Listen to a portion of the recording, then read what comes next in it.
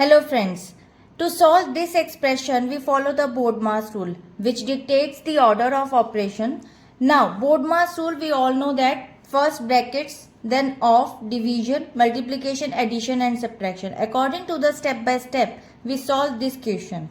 Now we'll break it down this expression by the step by step solution. In step 1, solve the innermost parentheses. As you can see here, the small brackets of these parentheses, and inside these parentheses we have both subtraction and division. According to BODMAS, division must be done before subtraction. So first step, 8 divided by 8 is equal to 1, and then after we'll subtract the values. So we subtract the values. 8 minus 1 is equal to 7. According to the step 1, we perform the innermost part first to reduce the complexity of the brackets. Now the expression for the square brackets. Now we look at the term inside the square brackets. Again division takes priority over addition. So first we perform division, 8 divided by 7, and this results in the fraction like 8 upon 7. Add the values. Now 8 plus 8 upon 7. Now you can find the common denominator, in which you will get 56 upon 7 plus 8 upon 7.